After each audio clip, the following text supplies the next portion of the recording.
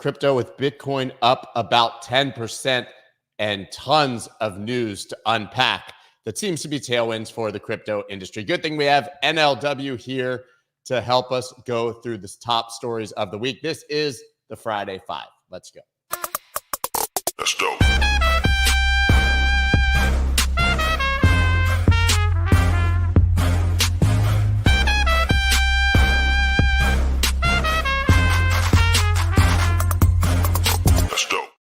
What is up, everybody? I'm Scott Melker, also known as the Wolf of All Streets. Before we get started, please subscribe to the channel and hit that like button.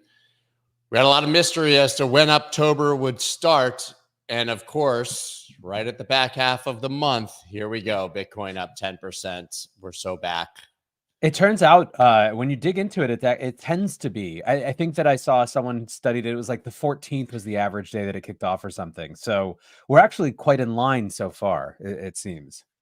Yeah, I mean, taking a look quickly, up 10.61%. I mean, very, very conspicuously, altcoins underperforming here, right? You take a look and Bitcoin's up 10. You do have Doge down there up 23%, and we can talk about that a bit. I mean, it obviously has jumped because Musk is out on the campaign trail talking about the Department of Government Efficiency, aka Doge. I'm old enough to remember when if he did something like that, Doge would go up like 300%. Yeah, I mean, listen, there has been a steady, you could chart how Elon's mentions of Doge, the power of the mentions decrease. However, it still works now like 34 times deep. So, some trades are always going to be there. Yeah, I mean, sort of before we really get into the news, we have this title, Crypto's Most Bullish Week. There are reasons to say that. I mean, BlackRock Spot Bitcoin ETF draws in over $1 billion so far this week. I know we sort of unpacked these inflows and outflows, but this was particularly eye-opening how much money actually came into these ETFs this week. And the timing of it, once again, being, as you said, sort of October 14th, it's all happening in line, as you mentioned, and it's hard to deny when you're seeing $1 billion into one of these and multi-billions into them across the board. Yeah, I mean, it's interesting. I think one of the when it comes to Bitcoin dominance, there's sort of a broader question I think that we've had ever since the beginning of the summer, which is where the hell are we in the cycle, right? Like, are we still watching similar patterns to previous cycles play out? Have the ETFs totally disrupted them? Have they minorly disrupted them? This is a sort of a big question. Like, how much predictive power does sort of past cycle stuff have currently? And I think in that lens, the fact that Bitcoin is outperforming should actually be good news for us, right? Like the rotation into alt sort of happens at, when the cycle is on its, sort of moving into its culmination phases, or not culmination, but you get what I'm saying. Like, it's sort of, not on the upswing anymore. And, I think that what we would hope is that we have not yet hit the peaks of what this cycle, that we got there a little fast because of the ETF excitement, because it unlocked a new set of capital, but that, ideally we'd be sort of still looking for that, gradual move up into new Bitcoin all-time highs that are potentially more meaningful than just, a little bit higher than previous, and all this sort of stuff that comes after. So, listen, I think if you took away the ETF related all-time highs, we start to look a little bit more like we might have, in any other year. Yeah, absolutely. And listen, you can't talk about crypto in October of 2024 without talking about politics, right? I literally just pulled up this cute election countdown clock, but we got 17 days, 15 hours, and roughly 49 minutes until the election. And this has really been, I think, to some degree, in many people's minds, what's driving price action at this point. Of course, we have Donald Trump at 61-ish% on Polymarket. I think Kalshi was about 55, 56, which is less crypto native, obviously, but it's not the only race worth discussing at this point. We obviously had the two debates between John Deaton and Elizabeth Warren, and man, they were explosive. I know that you saw some of the clips. I watched the entire first debate and was trying to get through most of the second debate this morning, but it's really on the docket in that race. Yeah, I mean, it's a referendum, and I think it's always been an enormous long shot, right? Elizabeth Warren is an incredibly popular politician. She's still polling, double digits ahead. But there are clear strides being made. And, holding aside even how many unbelievable shots Deaton got in across these debates, you are seeing a shift. She's being forced to shift in her stance. You hear caveats every time she talks about crypto now, that it's totally fine with her if people want to buy and sell crypto, right? Totally. Like, which has Totally. never been part of the anti-crypto army didn't start off saying it's totally fine if people want to buy and sell crypto, but we're building an army, if you happen to want to launder money. Anti-crypto army was the anti-crypto army. So I think that there is clearly manifest a shift. And I think it's not just that race. I think it's also, broader sort of, headwinds for the anti-crypto army. But it's, Deaton is bringing it to her in a way that localizes the issue as well, that doesn't allow her to just be, she can't afford to completely ignore it in the way that she might have if he hadn't gotten into this race. Agree. And so in the first debate, obviously, she was on her heels about crypto, as you said. Everybody can buy and sell it. It's totally fine. I just want the same rules of the road. This is the same woman who sat on the Senate floor with Jamie Dimon, like ecstatically saying that crypto should be entirely banned in the United States. Right. So we, to your point, we know the narrative. I just want to play. I found two very quick clips from last night. She obviously came prepared 2 days later with a new gotcha phrase, which is the 80, 90, 100. I don't know if you heard this one, but she mentioned it multiple times. But here's one clip. Hopefully you guys can hear it. Who can squeeze out more profits. He wants to talk about corruption. Let's use the 80, 90, 100 rule. 80% of Mr. Deaton's wealth is tied up in crypto. 90% of his funding for this campaign is coming from crypto. Senator, that's and time. 100% Senator, of his that's loyalty in Washington Mr. Deaton, you will have 30 be seconds to crypto. respond. That is corruption. Senator. I mean, so this is her new thing. 80% of his money is coming from crypto. 90% or 80% of his money is in crypto. 90% of his donations are coming from crypto, and 100% of his interest will be for crypto. And she says it again back here. Let me find it here. Hopefully this will play correctly. Great. Come on. Well, you get the idea. And she goes in a hard defense of Gary Gensler in this later part as well, which I guess is not surprising considering he's her plant, but basically saying that Deaton only cares about the SEC because it's about crypto and because that's where his money comes from and that's his sole interest. Yeah. I mean, the fact that she's as strong an incumbent position that she is, that she's got to, frantically race between debates to come up with new, sound bites it tells you a lot about the state of affairs.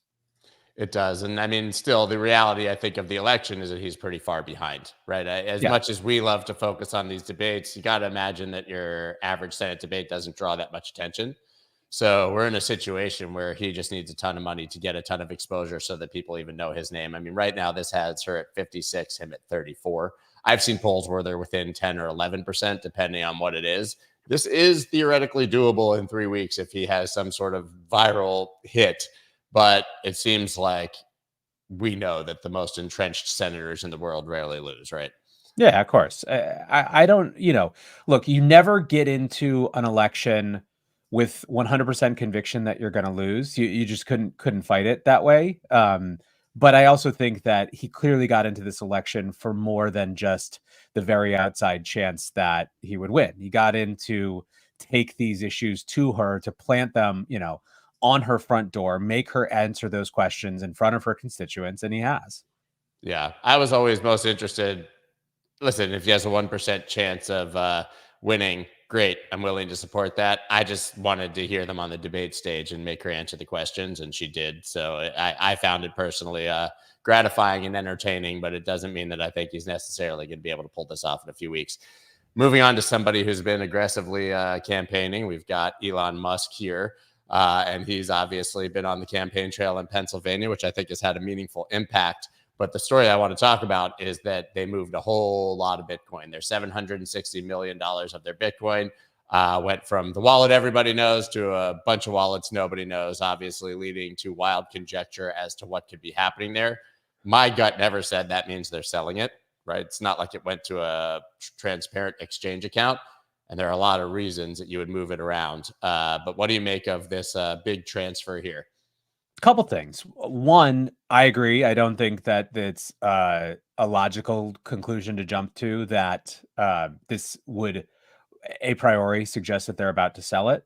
I think that there are a lot of reasons given Elon's support of Trump that it would be sort of insane to sell a huge grip of Bitcoin right, before the election as you're trying to like win that constituency as part of it, I think that the complete and utter disinterest in the Bitcoin price to that possibility is reflective of how times have changed, right? In 2021, we were living on what Elon and Tesla did or didn't do, right? Like the announcement that he was going to buy and put Bitcoin on the Tesla balance sheet sent us to new all-time highs.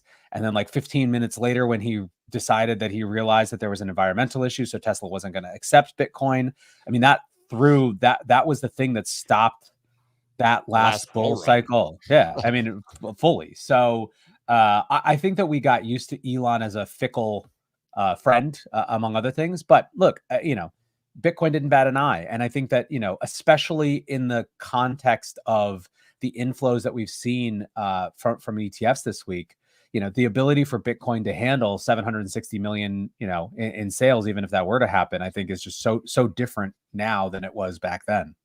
Yeah, and he's obviously out stumping for Trump right now. And as we said, it's made a pretty big difference. Meanwhile, on the other side, our next story is that Trump is still launching shitcoins over here. Trump-linked world, and I shouldn't say that negatively. Trump is launching his own DeFi project, which is a fork of Aave. Trump-linked World Liberty Financial to raise $300 million at 1.5 valuation. That's kind of how it started. It hasn't gone that well. So they've raised fraction of what they were looking for as we look through this. And there's a lot of rational reasons that might be the case. But let's just say, to be fair, it was not smooth. The website continued to crash. People couldn't get in. There wasn't as much interest, and a lot of people scratching their head as to why this is happening within 21 days of the election. Yeah, I mean, that is a whole separate question in some ways that it just kind of is mind-boggling still. I think, look, I'll go with the weird take that it suggests to me that the crypto audience is much more rational and adult than they have been in the past, that they didn't buy 300 million of this thing, at a $1.5 billion valuation right out of the gate, like it's just whatever. There's so much of this was sort of felt like old dynamics and old strategies. And, I think it doesn't bother me that it wasn't rewarded by the market. Let's put it that way. Yeah, I mean, there's a lot of articles here on why it might have happened. I mean, if we're going to be at least slightly fair, they apparently tried to do this in a compliant manner, which we know is effectively impossible in crypto, but only for accredited investors. Yep. Right. So really tedious to be able to actually buy this. So your average crypto degen who would have bet money on a Trump NFT couldn't get in this. Yep. Right. And outside the US, probably even more complex. So they set it up in a way where the tokens are vesting for a year based on securities laws. And I think it just made this to the crypto native audience not that interesting. Yeah. I mean, listen, the entire, I think a huge portion of the demand for ICOs when they happened back in 2017 was the fact that, people, because of accreditation laws, have been structurally, denied access to early technology related risk. And they wanted, that they had that appetite. And I think, a big part of crypto demand in general is for that. So, you cut out that whole piece of the buying audience and, it's going to impact things. Yeah, it's interesting. This article, 5 reasons why Trump's World Liberty Financial token crashed and burned. First of all, I think it's a little early to call it a crash and burn. I think it's fair to say that the launch didn't go that well, right? Because we still have a long history ahead of us. So I don't think that's fair. But there were limits on who could purchase Trump's token. We talked about that. It's not transferable or tradable. The website crashed. There he goes. People think it's a grift, and the buying process is tedious. I still think that this actually, whether you want to believe it or not, probably has a fighting chance. It just wasn't that great of a early sale here. Yeah. It exists now, and it's going to continue to exist. So we'll see how it evolves from here. Absolutely. So the next one, then obviously we have to go into his opponent, Vice President Kamala Harris, and her positions on crypto, which lit the world on fire this week, obviously, because she said she was going to support a comprehensive framework, regulatory framework for crypto, but then specifically tied it to the future of Black men. So Kamala Harris will deliver for Black men, crypto being a part of that. Kamala Harris has released a policy for Black men in America. It consists of protecting crypto investments, of course, right next to legalizing recreational marijuana. And crypto gets a color, it's black. I mean, is this a fair criticism, the way that this is being skinned by the media? Sort of. So look, it's unbelievably weird and ham-fisted the way that this was approached. Let's talk about what I think they were going for. And obviously, I have no insight into the campaign.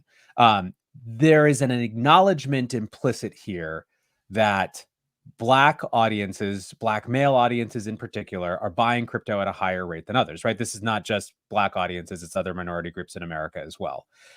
And the cynical take that many progressives have taken is that this is predatory inclusion, right? That's a phrase that you'll hear, that it's sort of a way of playing on people's fears, and it's not actually giving them access to any sort of better financial system. It's just it's a predatory approach.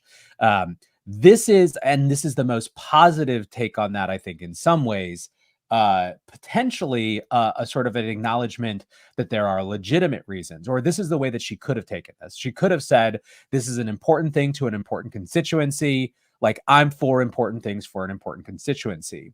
What was weird about it is, one, the fact that it's the most sort of specific that she's talked about crypto, and she did pin it to one specific group, right? If this had come on the heels of a larger sort of broader embrace of crypto and digital assets as an inclusionary technology, and then she sort of leaned into the specific group as the example, that's very different than just talking about it in the context of one group. So, again, I'm less ready to jump down her throat as like thinking it's just for this group, and saying it's not for anyone else. I think that's a little bit, that analysis is a little politically motivated, frankly. But it's very weird she did it. And I think that the bigger issue for people who are in crypto, even if you don't want to take her to task for that stuff, is that it's got the very Genslerian language of protection. And in fact, what they say they're going to do is incredibly weird. Like, they say they're going to guarantee like the protection of people's crypto. Like, it's not about making sure they have access to it or that it's safe. It's like, it's basically like, we're going to protect you from your own crypto investments is kind of the vibe. And so that's the part that rubbed me the most wrong, was is very patronizing as written, as literally written. Genslerian. I like that. Yeah. It also didn't work, for what it's worth. No one was stoked on this.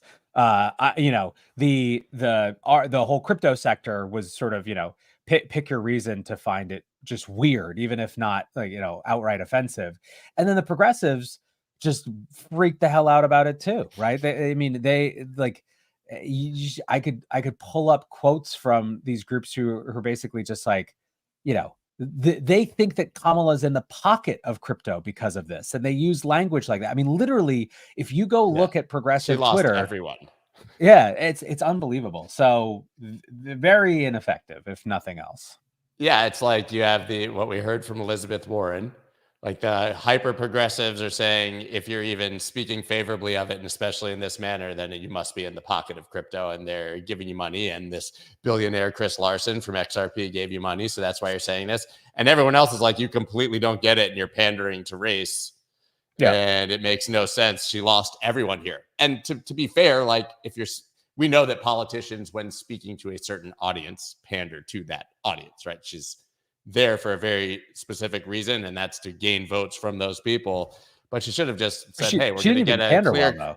No, but that's what I'm saying. Such a failed pandering that everybody's critical of is just, let me say, colorblind. Although I guess is the wrong term. It's just yeah. I think. Look, I also think that this is very exemplary of the challenge that Democrats have woven themselves into over the last couple of years, is that by making this such a caustic issue, and sort of embracing the Warren anti-crypto army approach, it makes it nearly impossible for them to walk back, because it just means that they're going to lose, get this angry part of their own party that they have to deal with all the time. Like, you can't spend 3 years convincing people, or trying to convince, members of your own party and rally your base by saying that this thing is just the next coming of the evil, financial set, and then go back on it. So, they're in a bind, but it's a bind of their own making. And then we have the more dystopian side of crypto as our final and fifth story, which is, of course, Sam Altman. His eye-scanning orbs can now be summoned like a pizza. Says WorldCoin exec, the project will now be simply known as World. That's a bold name, World. And plans to release Orb 2.0, the executives said during a media event. They had this big media event. They basically unveiled the Orb 0.2 that can just show up at your door and scan your eyeball. And they got rid of the coin part because crypto. Yeah. I let's put it this way. I don't think that this announcement changed anyone's sort of base set of how they feel about this. There are, it's very clear for most people, whether you feel like this is a unbelievably dystopian thing, an actual way to solve, on the other hand, the problem of sort of identity in the world, or I think that the only sort of middle space that you'll sometimes see is people who get what they're going for, but still think it's unbelievably dystopian. Yeah, I mean, I don't know who wants this to be delivered to their door like a pizza, but I guess if we're going to take the other side of it, we all rail against privacy and how insane it is to have someone scan your eye as we look into our iPhones to use Face ID and unlock all of our apps that are being tracked. So it's not like we don't get our eyes scanned every single day here. You and I are getting our eyes scanned right now, staring into this live stream. Yeah, I mean, listen, we are entering a definite new period when it comes to the compromise of identity. So, who knows? A lot of things that seem absolutely insane to us now will be totally commonplace in the future, whether we like it or not.